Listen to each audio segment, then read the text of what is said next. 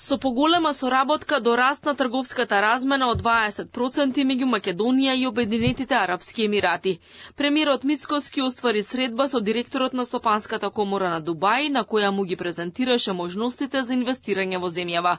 Според него, добра основа за вложување е стабилната економија со континуиран раст од над 3% во изминатите 4 квартали, а добри показатели се и забрзувањето на градежништвото, растот на туризмот и земјоделскиот сектор.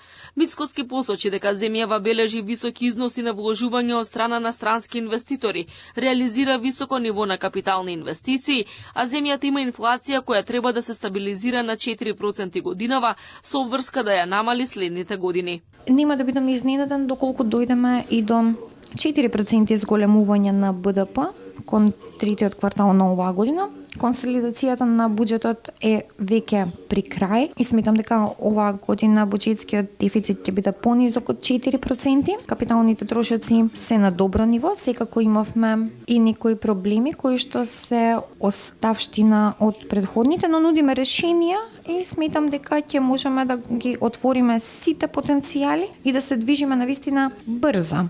Директорот на Стопанската комора на Дубај, Мохамед Али Рашед Лута, посочи дека компаниите од Дубај се најмногу заинтересирани за соработка во области како трговијата, одржливоста и секторите за дигитална економија.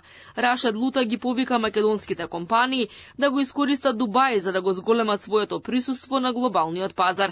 Тој смета дека на овој начин тие можат логистички да го зголемат учеството и на африканскиот континент. Можеме да дојдеме до 20% раст до 2030 година. Ваши екселенции, дами и господа, Стопанската комора на Дубај останува да ве поддржува во соработката со Северна Македонија. Подготвени сме да ги поврзаме нашите деловни заедници, да олесниме влијателни партнерства, но и да понудиме взаемни придобивки. Трговската размена меѓу Македонија и Обединетите Арапски Емирати во последните 5 години изнесува 495 милиони долари. Средбата во владата меѓу македонските стопански комори, Комората на Дубај и владини представници доаѓа 5 месеци откако во април широка македонска делегација предводена од премиерот Мицкоски беше во посета на Обединетите Арапски Емирати. Тогаш пред бизнисмените во Дубај и Абу Даби се презентираа можностите за инвестирање во Македонија, започнатите инфраструктурни проекти од областа на транспортот, енергетиката и туризмот.